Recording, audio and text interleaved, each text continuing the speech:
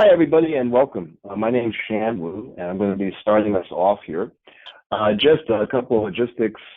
You are all on mute, but there is a chat function for questions, and so we'll be collecting and monitoring the questions throughout, and we are hoping to have some time at the end to answer as many as we can, but certainly we are also more than happy to follow up offline afterwards with any follow-up questions. So a little bit about me. I am a former federal prosecutor who used to investigate and prosecute sex crimes. So over the years, I had done probably hundreds of investigations and sex crime cases. And for the last decade, I have been representing students in Title IX proceedings. And so in those instances, both complainants and respondents have been my clients. So I have been pretty familiar with the entire evolution of the Title IX landscape. In fact, at the beginning of the Trump administration, I had the opportunity to meet with the boss's staff to share with them for about a couple hours my views on what could be improved and what could be changed in the new Title IX regulations they're considering. And I was happy or disappointed to report that none of my suggestions appeared in the new regulations. So turning to what did appear in those new regulations that have been dropped on all of us in the midst of this pandemic, there is a number of new, very challenging changes in them. And we're going to be focusing in particular on what we view as one of the most challenging changes, which is the change in the hearing procedures requiring now cross-examination and allowing parties to be questioned by advisors for the cross. But we also want to just highlight a few of the other very significant changes as well. And for that, I'm going to turn to Ashling and to Kate. Hi, everyone. My name is Kate Gleason, and I am a member of our Title IX group at the firm. I am also an ATIXA-certified civil rights investigator, and I've conducted a number of investigations on behalf of universities. So Shan mentioned, everyone's aware that these new regulations have a number of pretty big changes. So these are some that we see as particularly challenging, including live hearings, cross-examination requirement, the role of advisors, evidentiary standard change, and some changes in off-campus jurisdiction. As Shan mentioned, we will be focusing on the challenges involved in the live hearing requirement and really highlighting the new cross-examination requirement as part of that live hearing. Good afternoon, everyone. My name is Ashling Ehrhardt. I'm an ATIXA-certified civil rights investigator as well. I have conducted Title IX investigations on behalf of universities, in addition to representing both complainants and respondents. We'll see, for the first time, sexual harassment has been defined in the new regulations. And so there are two ways that we can get there. The first is to look at existing federal and state case law regarding sexual harassment and quid pro quo sexual harassment.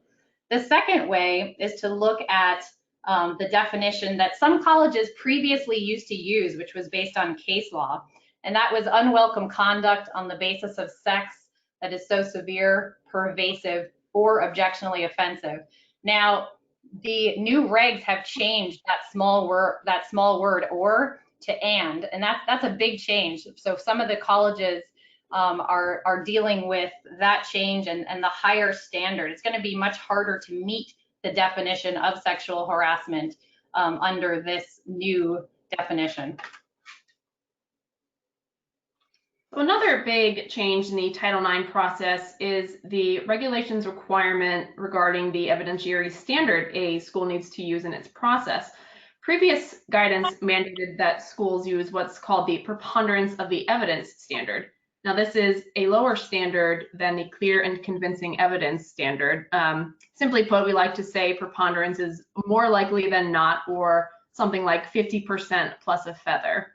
So right now, schools can choose between the two standards. However, the regulations require that the schools apply the same standard of evidence in formal complaints of sexual harassment against students as they do to formal complaints of sexual harassment against employees, which also includes faculty.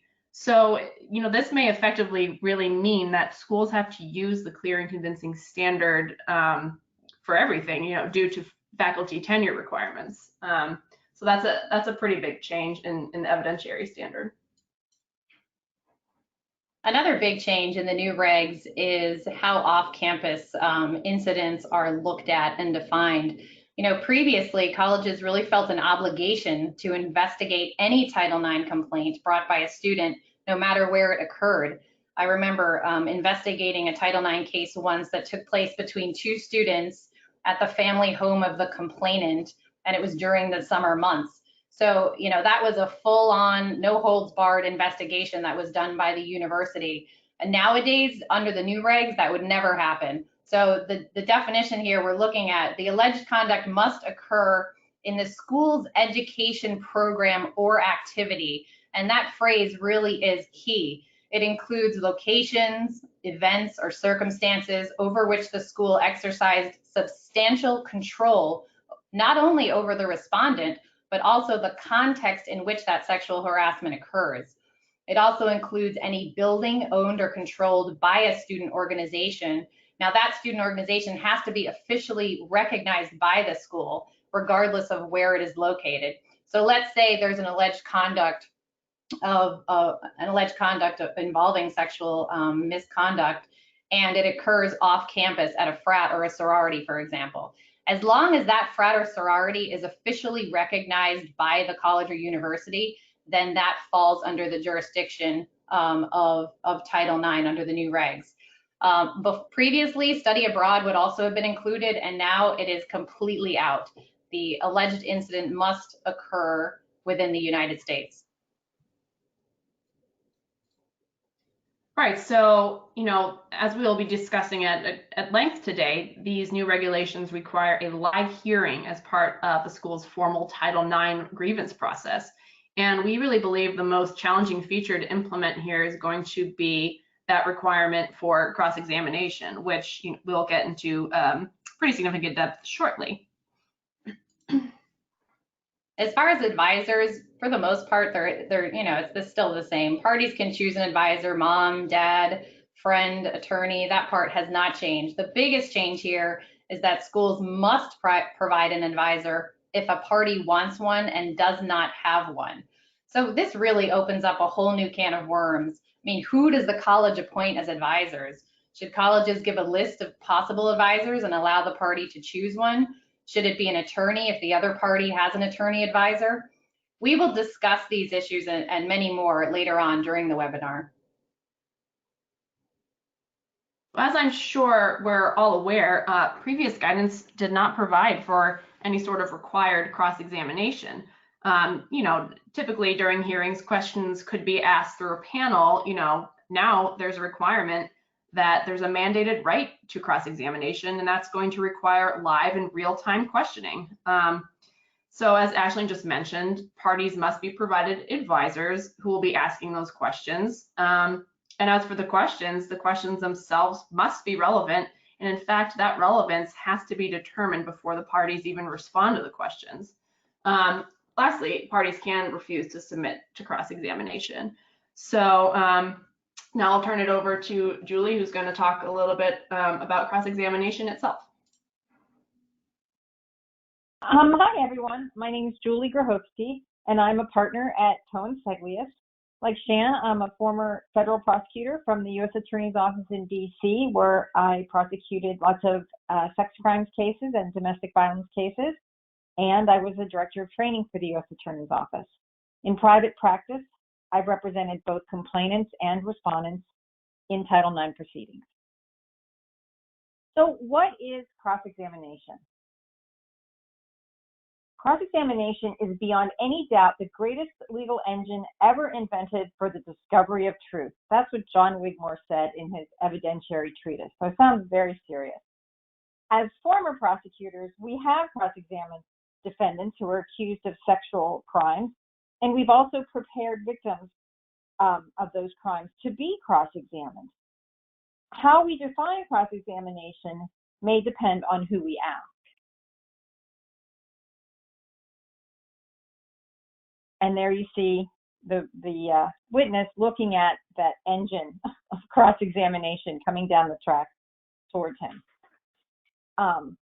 What is cross-examination? As a layperson, the definition is fairly simple. If you look at Merriam-Webster, you see that it is the examination of a witness who has already testified in order to check or discredit the witness's testimony, knowledge, or credibility. Pretty simple. But it's often not that simple if we take a look at Black's Law dictionary definition.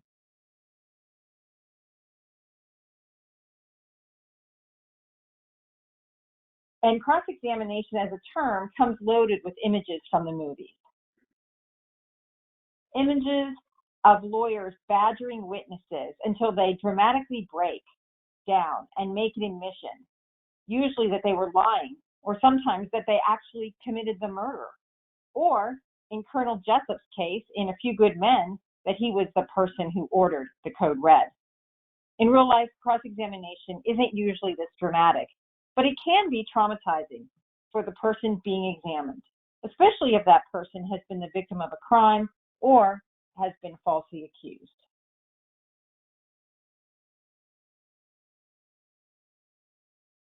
There are legitimate purposes for cross-examination. They allow the advocates and the fact finders to help determine credibility and trustworthiness, to test the memory of the witness, to look into the witness's background, and to ask questions about bias and potential conflicts of interest. When we talk about witness credibility, we're talking about looking at whether or not those witnesses have conflicts, discrepancies, or inconsistencies in their testimony. We want to test the witness to see if they have bias. We want to ask questions to find out whether or not their testimony is inherently plausible or implausible, and whether it's internally consistent. We want to find out, did the witness have an opportunity to observe, and was that opportunity impaired in any way? And we also want to look at the demeanor of the witness.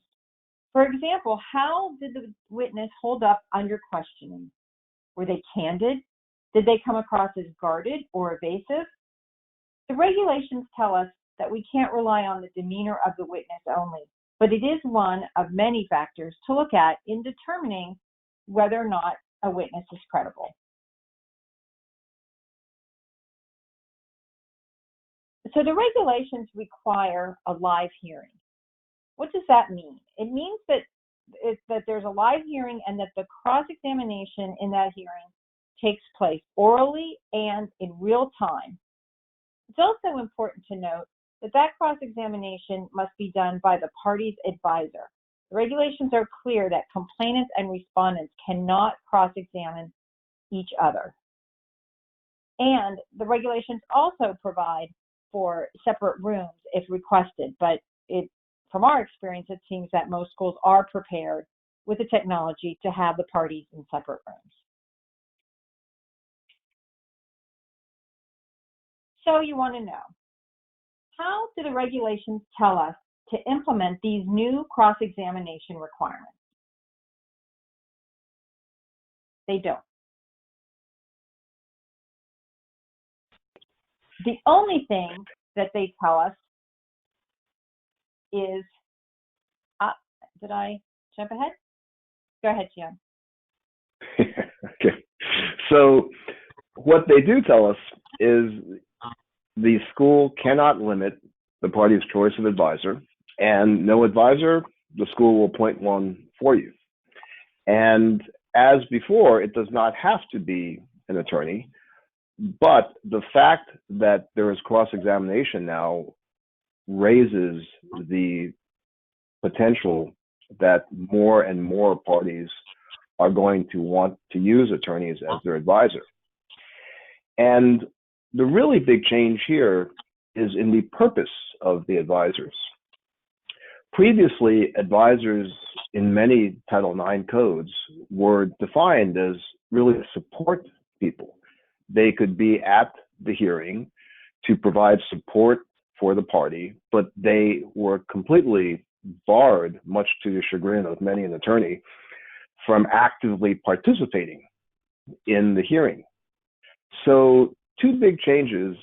First, now the advisor is very much an active participant in the hearing. They're required to be. So that's enormous change, requires a lot of challenges for both training as well as managing the advisors and managing the hearing.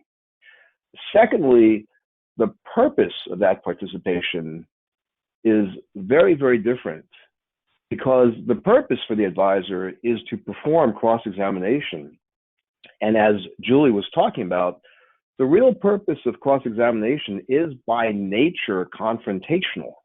It comes from the Confrontation Clause of the US Constitution, and the theory behind it is confronting witnesses with very pointed questions about credibility, about discrepancies, is meant to illuminate and discredit at times and help the panel or decider of fact make decisions about who's telling the truth.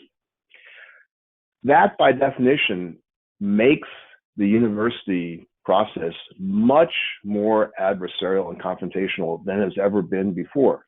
There were certainly difficult emotional moments during Title IX hearings, but the aim was always to make sure that it was to minimize that confrontational aspect of it, starting with the procedures of keeping folks in different rooms through video technology. That can still happen, but the whole purpose here of the cross-examination question really changes the atmosphere. So that brings us to the question of who should these advisors be? And there's a pretty broad range of choices. The first choice would be that you could do it in-house by training your faculty, staff, and students. So some pros and cons on these. Certainly training in-house, lower financial costs, and you have the advantage of people who are familiar with the campus environment. Here's the downside, the cons. There's some potential conflicts, and what I mean by that is most universities and colleges had a system where a student who was a party could say, oh, I don't want this person on my panel, it was my professor, it was my advisor, it's my roommate. If it's a student member of the panel, it's a conflict of interest. That is still going to be a concern and should remain in Title IX procedures. But there's a bigger piece of the conflict, because in those situations, those conflicts of interest involve people who were really listening, being triers of fact, being removed from it, being impartial. But now you have the added problem of somebody who's going to be in a very adversarial, confrontational posture against a student may also be a fellow student or an administrator or a faculty member. And that, in our view, creates a lot of awkwardness and a lot of discomfort. And we think that for that reason, some colleges and universities may make the decision that that's just not going to be workable to have their own staff, their own faculty, their own students engaged in this kind of a role. So the next option would be that you basically outsource it to lawyers. And certainly I think all of you have experienced the fact that the party that usually hires the lawyer has been the respondent, and I suspect that will continue to be true as well. But given the new rules, the complainant will also be entitled to have an advisor. And so here are the pros and cons of using the lawyers as advisors. Obviously, lots of experience and skill in cross-examination. That's the pro. The con, very difficult to manage lawyers when there is no judge, no rules of evidence for guardrails, because lawyers are used to a situation where they can go full tilt and the judge is going to rein them in, and there are rules of evidence that rein them in as well. That creates a situation where managing the hearing is going to be much more important, dealing with lawyers in particular, as well as non-lawyer advisors. And it's really going to, in our opinion, require a lot of thought being given to the mechanics of how you can manage that to make sure that the hearing goes smoothly, is a civil process and a respectful process and effective. Then I turn to Kate to talk a little bit more about issues in managing it?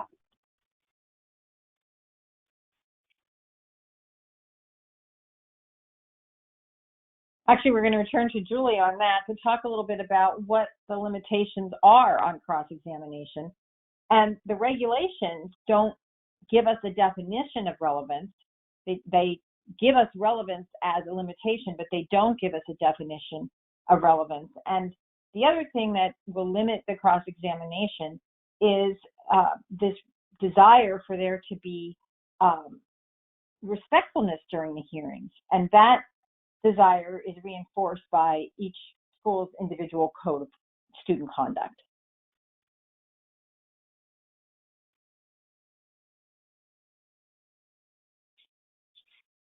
How we define relevancy.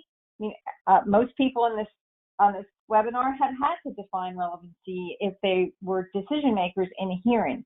But the regulations don't specifically define it. And one of the ways you can define it, and one of the ways the advisors will most likely define it, is by looking at the federal rules of evidence.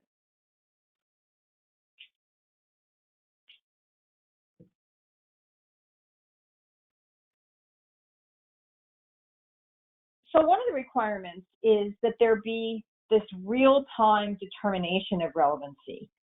And it has to happen, it'll happen after the question is asked, but before the question is answered. The decision maker will have to take time to make a decision as to whether or not the question is going to elicit relevant evidence. And so the question is, how does that work in the process of the disciplinary hearing? And it's what we call the pause. So the pause is going to be a break in the flow of the questioning, and it's going to need to happen, we think, every time in order for the decision maker to make a relevancy determination about the question. And so you can see on the graphic that the witnesses may be sitting there sweating while the decision maker is determining whether the question is relevant. But one thing the pause does do is it takes some of the drama out of the cross-examination and slows it down. So you'll see in the cartoon where the cow is asking, perhaps this will refresh your memory with regard to the hamburger. Some of that drama would be taken away by the fact that the decision maker would then take a pause and make a relevancy determination.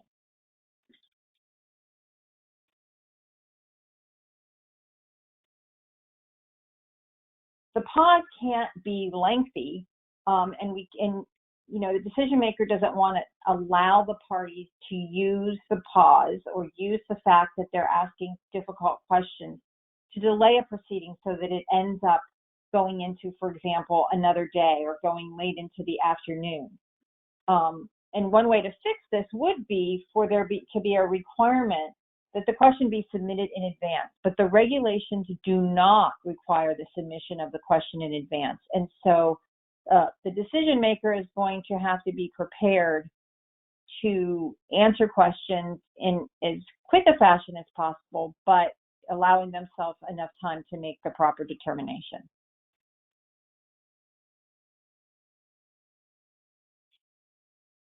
One area that regulations do address is this issue of prior sexual history.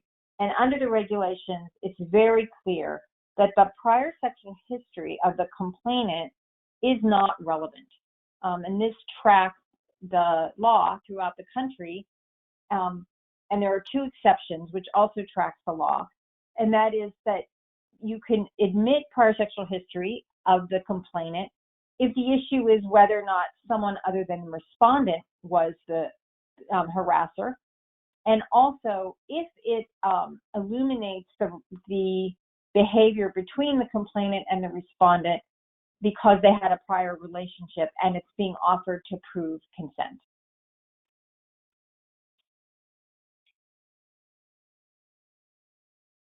One of the things that we've thought about is whether or not it's worthwhile for the schools to ask the advisors to submit the questions in advance. And they require, obviously, the regs do not require those questions to be submitted in advance.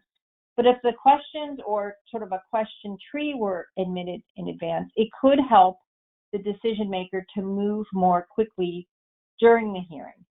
And even if it was just a list of the kinds of areas that the advisor wants to test during the cross-examination.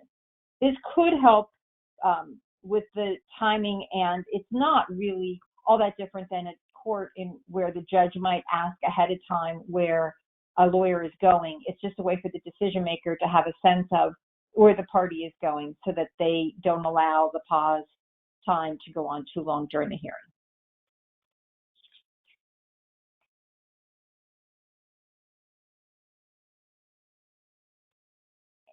And it's important to remember that the schools can set forth those rules and regulations that help keep decorum within the hearing. And, you know, you all have experience doing that, and it's an important thing to remind the party that it really is up to the school to make sure that things are happening so that the truth comes out during the hearing, which is really the ultimate purpose.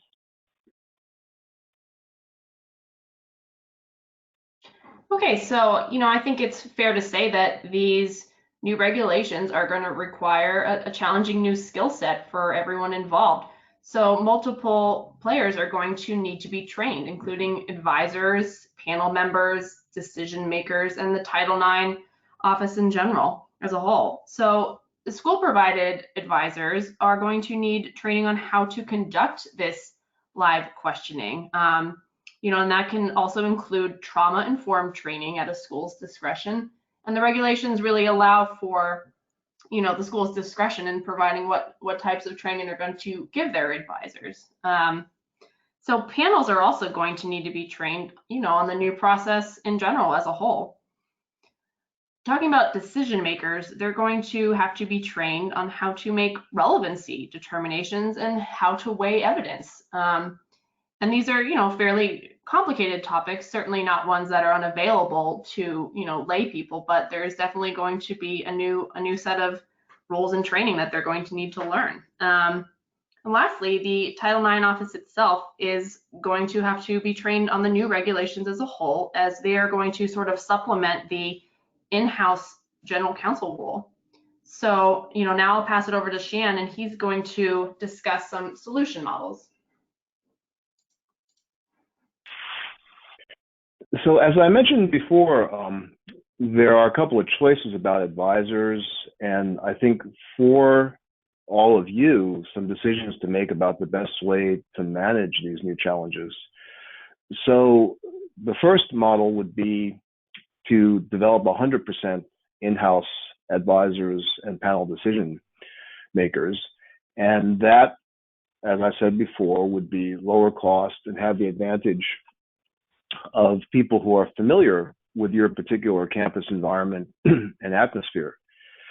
So what that would require is, in addition to the Title IX training you have provided in the past, whether through an outside organization or as time has developed your own institutional knowledge, there's these new skill sets and challenges that have to be addressed. And we think it'll be particularly challenging for lay people, non-lawyers, to try to integrate this notion of cross-examinations. And particularly from the management standpoint, it's going to be challenging when there are parties who have selected non-lawyer advisors, because the non-lawyer advisors may have very strong views of what this cross-examination allows them to do.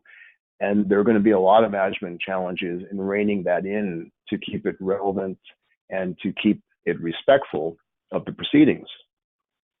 Similarly, would probably need a fair amount of management of the lawyers, as I mentioned, because they're used to being very aggressive. And the training is going to have to involve teaching the panel in particular how to manage that type of natural aggression for lawyers to keep, again, the hearing from becoming too confrontational and disrespectful. And the comments to the new regs do talk about the importance of not having these new procedures end up becoming a traumatizing experience for the reporting parties and complainants in particular.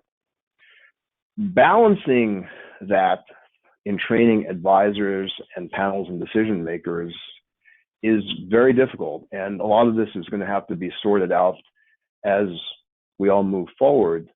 But understanding what the point is in cross-examination, understanding what limitations may apply in the legal world that could be adopted, should help with that. But another big challenge, particularly on the advisor's part for doing it in-house, is the following. If the practice continues that it's typically the responding party who hires an attorney, and the complainant in the past often is not, or really has an advisor truly as a support person, a friend, family member, someone from a on-campus sexual assault survivors group, we now are faced with a situation where you have a non-lawyer having to go up essentially against a lawyer. And that may make people feel like this is not a fair situation. The regulations don't address that, but the issue is likely to arise both from a subjective feeling of this isn't really fair that my advisor is not a lawyer and they're going up against this lawyer. And it may also raise liability questions where, as this plays itself out, there could be lawsuits saying this was not a proper implementation. You've got to add a requirement that if one side has a lawyer, the school's got to make sure they provide a lawyer as well.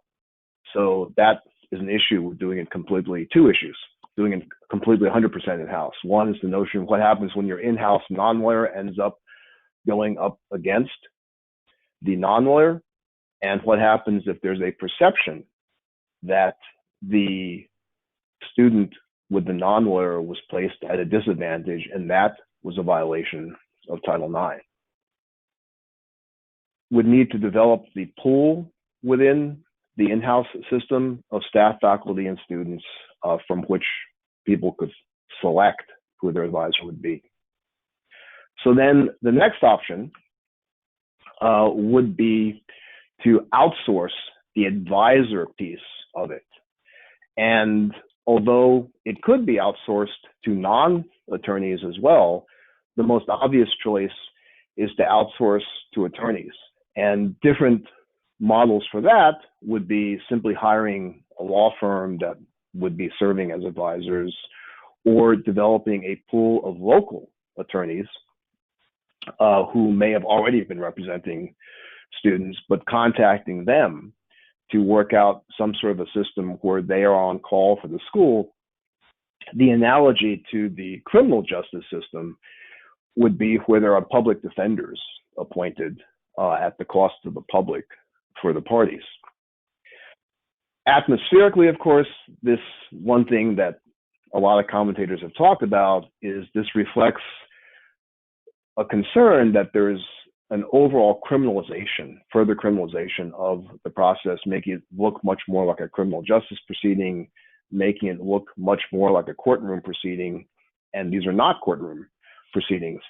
That's one of the challenges, is to keep the integrity of the academic environment while having to implement what really is a technique lifted from the courtroom and the criminal justice system in particular, and just being transplanted into the university system. One cautionary note about developing the pool of outside attorneys is, in the legal area, there are very specific and strong conflict of interest rules. So if your institution were to hire a law firm which was going to be the pool of advisors for both a complainant and a respondent, there would be a conflict of interest there for that law firm, because when they take on that client, they have an attorney-client relationship. And if they're also, that same firm is representing the adversarial party, that's the most basic legal ethics conflict of interest. So it would have to be different entities. You couldn't simply have a wall within the law firm about it. That's really what they call an unwaivable requirement for conflict of interest. So then the next model that can be done would be to outsource the hearing itself, however you manage the advisor's issue, to have the panel, to have the decision maker be outsourced. And some of your institutions may have done that in the past, using a retired judge, professional mediators, etc. That's what we call an a la carte approach. With that issue, one question is, what kind of experience does the panelist or the decision maker have? Do they have any background in Title IX? Do they have a background in sexual assault sensitivities particularly? Also, in those situations, from my experience with institutions that have done that, there's still a pretty heavy lifting requirement on the Title IX coordinator, the school's Title IX investigator. Usually those folks in the a la carte approach are just coming in to run the actual hearing, to decide it, and they have to be supplied with the investigative reports. They have to be supplied and advised on how to run it according to the school's procedures. Under this new situation where they have to manage cross-examination, since it's not going to be exactly like a court proceeding, the retired judge or the judge doing this, they probably can't moonlight at this, they probably have to be retired, really needs to be well-versed in how your institution wants to approach the advisor and the cross-examination requirement. Again, a note of caution, arbiters do have an experience that's similar to a courtroom, where there are actually people making arguments and such, and they're functioning more as a judge. Mediators don't have that experience. Mediators, as many of you probably know, are really helping the parties negotiate. They won't have necessarily that management experience of a courtroom. You can also go to a law firm to outsource the hearing part of it.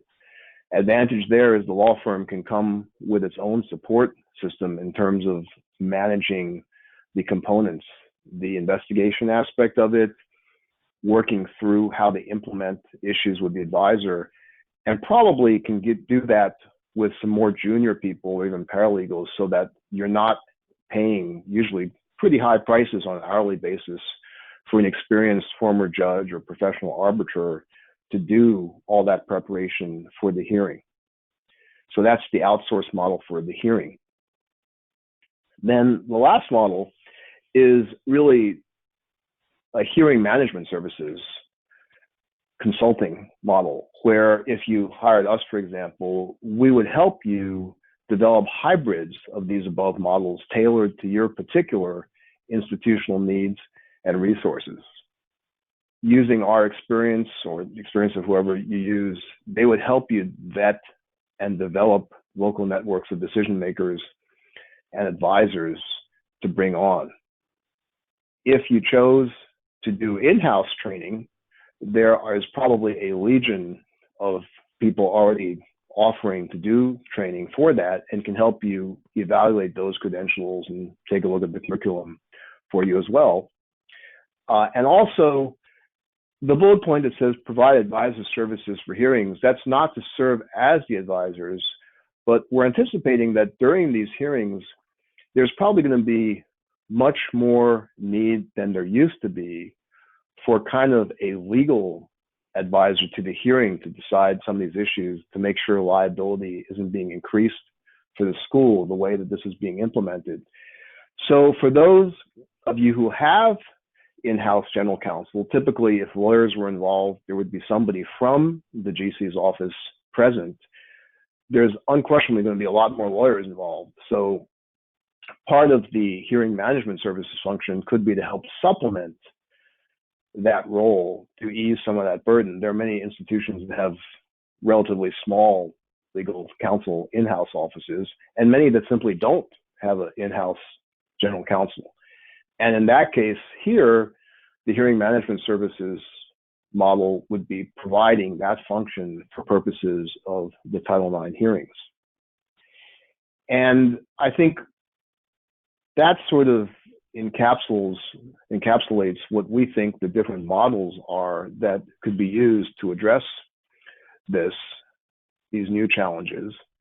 And I think we have had a number of questions that have risen that we've been keeping an eye on. We've got time we've built in for those questions, but this is our contact information if anybody wants to follow up offline.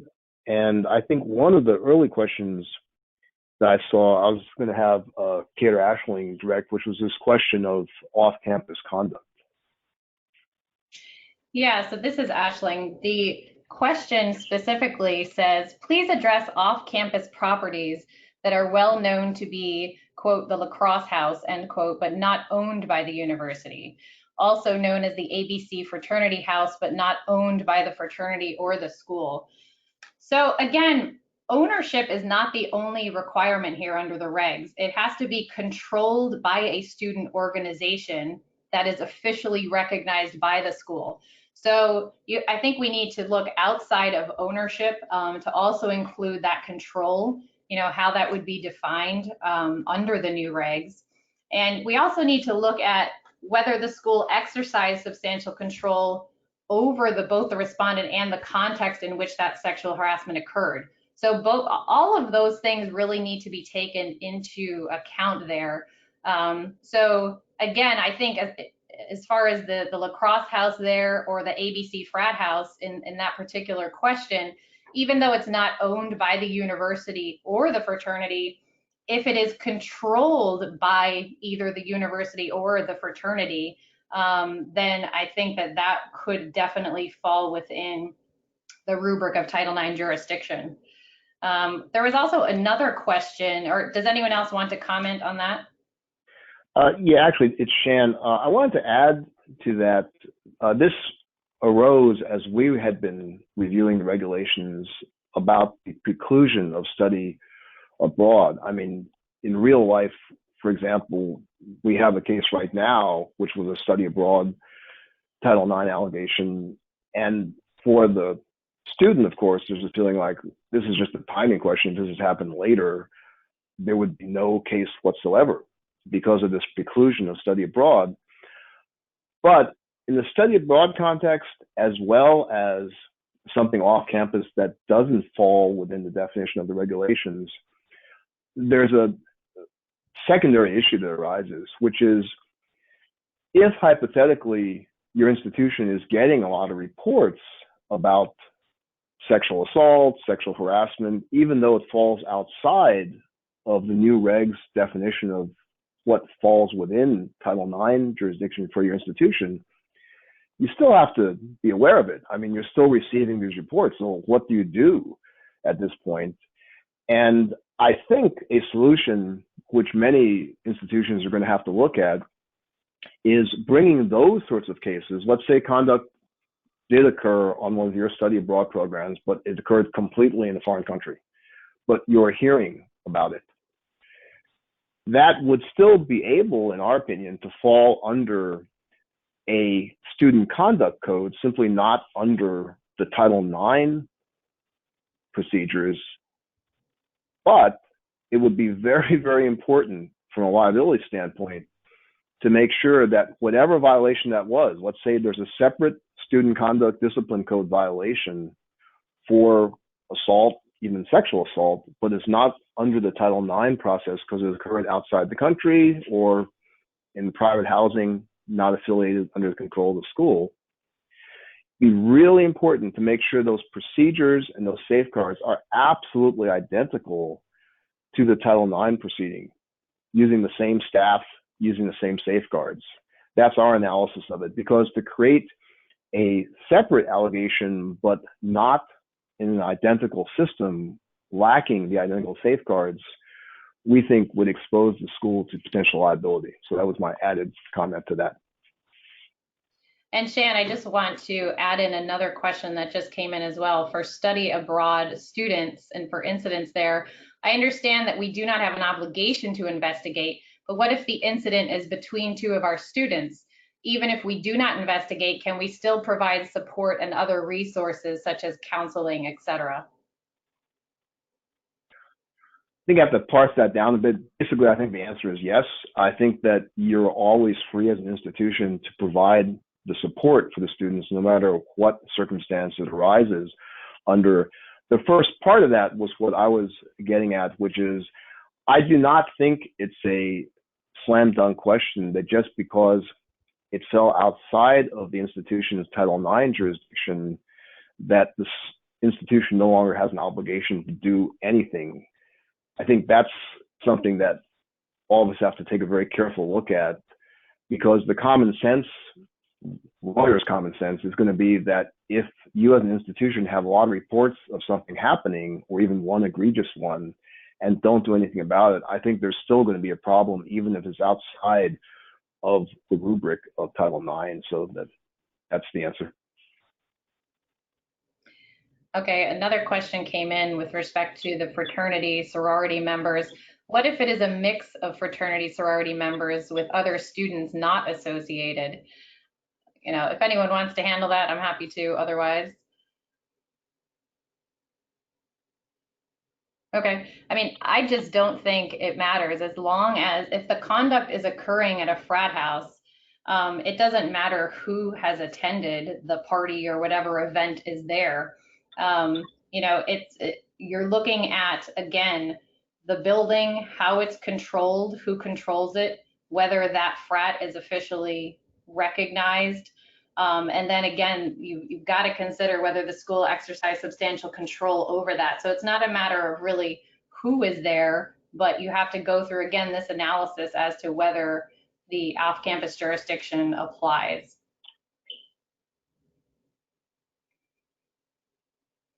We have another question too. Currently, we say that parties can have anyone as their advisor unless the person is a witness in the case. Is that stipulation allowed under the new regs? Actually, no. You would think that it would be, but in the 2,033 pages of guidance from the Department of Education, they specifically consider this question, and they say that advisors can also be witnesses in an investigation and at the hearing. They really did not want to preclude a party from selecting an advisor who would also be a witness, because when you think about it, a lot of times that's going to be a parent, you know, a sibling, a close friend, and that person is likely to also be a witness. And so the Department of Education, you know, specifically commented on that and said that no, witnesses can also serve as advisors, with the caveat that, you know, the panel is going to acknowledge that there is a possible conflict of interest there. And so they need to consider that when they are, you know, considering the totality of everything that is heard at the hearing. So they certainly need to be aware of that, and they obviously would be if a person is a witness and an advisor, but it is not prohibited under the new regs. And just to add to that, that's something that's very, very different than what lawyers are used to. In a courtroom proceeding, rule number one, the lawyer themselves cannot be a witness. And so that's a very big change here. And frankly, as a lawyer, I find that a very awkward rule to have. But I'll tell you, if I, as an advocate, if the other side's advisor is a witness and they've testified, I'm going to have a field day with them on the cross-examination, as well as undermining their cross-examination questions because of the bias issue. So that's definitely going to be something that can cause a lot of heated back and forth, particularly if you have lawyers involved. So other questions? Yes, there is another question. The regulations clearly state that the prior sexual history of the complainant is not relevant. What about the prior sexual history of the respondent? I'll take that question. So I think that's right. The regulations are very clear that the prior sexual history of the complainant is not relevant, with two exceptions, and that you don't have similar instructions about the respondent's prior sexual history. And so I think the way to look at whether or not a respondent's prior sexual history should be admitted is whether or not it's relevant. So let's back up and talk about why is the prior sexual history of a complainant generally found to be not relevant? That's because in the past, in criminal trials especially, defendants and defense counsel tried to introduce the victim's prior sexual history on the issue of consent, to show literally that because she consented to have sex with person A, she also would have consented to have sex with the defendant. That is a very different reason than why someone might offer the prior sexual history of a defendant or a respondent. What I perceive is that someone would want to introduce the prior sexual history of a respondent to show, for example, that other women have found the sexual contact with that person to be lacking in consent or to be the subject of force. So I think it's a tricky subject. I think especially since the regulations are very clear that they want to try to equalize how respondents and complainants are treated. But I think it's a relevancy determination sort of informed by the rules and by the regulations and the reasons for the regulations. But again, I do think they're very different issues in terms of relevance. And again, it'll have to be on a case-by-case basis. But I would also see what Shan thought about that, because he also is a former sex offense prosecutor. Yeah, I think that that particular rule creates a lot of issues, potential arguments on inequitable situations. From a prosecutor's perspective, we were all about looking for prior history of an accused person to see if there's a modus operandi, and there are hoops you got to jump through to show that is not too prejudicial. And it kind of brings up one point that over the years I've heard come up a lot in hearings, which is a party or a panel member will say this piece of evidence shouldn't be used because it's too prejudicial. That's not something that's defined under the regulations, but the context that arises in from legal proceedings is there's quite a complex balancing of evidence to see if it's too prejudicial. It has to be relevant to begin with, and then it's balanced as to see whether the value of its relevance is outweighed by prejudice. So that's something which in the university hearings, that isn't required. Everyone has their own idea of what prejudice is. But certainly here, from a respondent's perspective, the fact that the other party's prior sexual history cannot be brought up, but theirs can be, will certainly be perceived as something inequitable. And I would expect there to be a fair amount of challenges legally to that. I think that's a compromise solution that the Department of Education worked out, because there's obviously very strong pushback and concerns expressed by advocates for survivors about these new regs, given that their original position was they were trying to, quote, equalize the playing field. It was surprising to me that on this point of equitable treatment, that they didn't address the respondents' issue. But I think any new set of regulations creates a lot of questions about equitable treatment, and I think there's some other issues that involve that as well. I think we may have another question about that. Is that correct, Ashling? Yes, yeah. As to the issue of equity throughout all of this, here is another question. I have a question regarding advisors and if an institution provides an attorney to a party who does not have an advisor. What is the opinion regarding the equity of this? Is the institution, or excuse me, if the institution provides an advisor who is an attorney, but the other party provides their own, does not have an attorney, has the institution created an unequitable process? Yes, I'd raised that before. That it was something that troubled me a lot, with the idea of doing it completely in-house, and many of you may be thinking about that too. I don't know that it constitutes, in fact, I'm sure it doesn't constitute a plain language violation of the regulations since they contemplate having non-attorney advisors. The practical effect of it, though, if you have a student advisor and the other side has an attorney, it's not going to feel equitable in that hearing procedure. And so I suspect that's going to end up being challenged. Of course, it's easy for the regulations to create that issue without providing any funding. There's no pool for federally funded advisors for the institutions, and it really makes it a very difficult cost-benefit analysis for the institutions. But I think that is very, very likely that people will be complaining about the inequities of that particular lineup or matchup. Okay, we have another question that just came in. Can you please clarify if the sexual misconduct allegation falls outside of the new Title IX regs and is then handled through the code of conduct by the college? Should it follow the same process as the Title IX process under the new regs?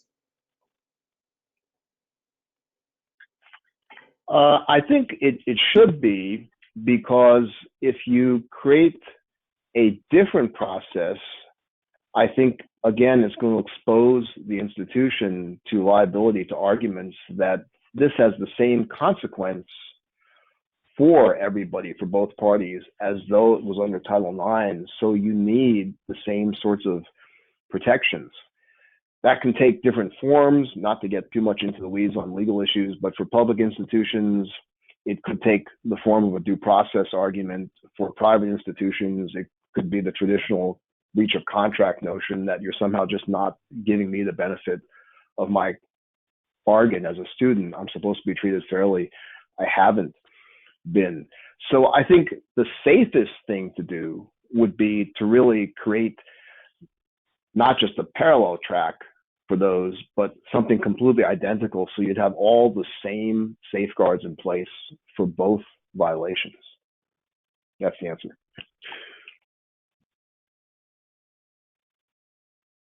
Okay, there's another question here. How do you think the new regs deal with incidents where complainant or respondent is an alumni? Anyone want to tackle that one?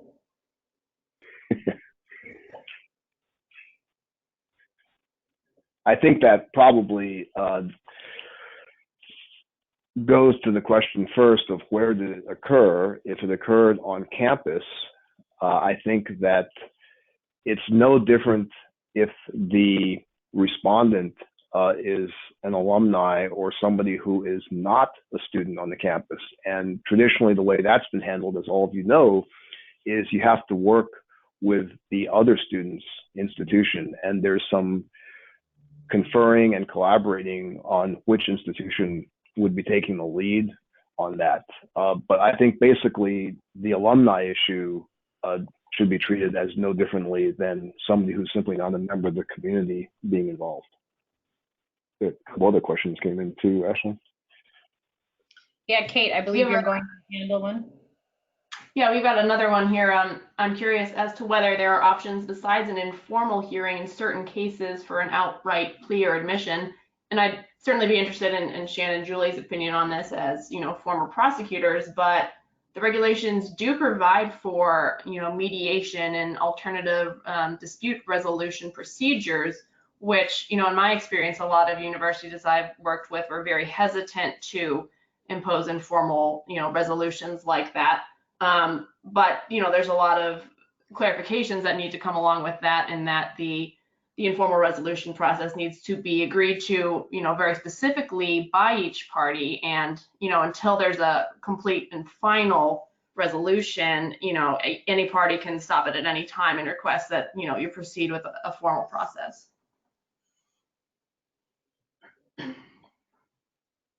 Okay, any last thoughts from anyone before we have about 1 minute left?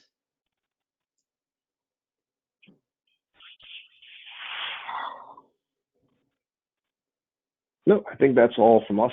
Okay, and just want to, go ahead. Just like to thank all of you for joining us today. If you have any additional questions, feel free to reach out to us directly. Sure, I see a lot of questions we didn't get to, so to the extent we can certainly try to, answer those individually. Yes, Well, thank thank all of you everybody for tuning attending. in. Yeah, thank you, everybody, and good luck with implementing all this. We'll all be working together on it. All right. Yeah, that's for sure. Goodbye. Bye-bye. Bye-bye, everyone.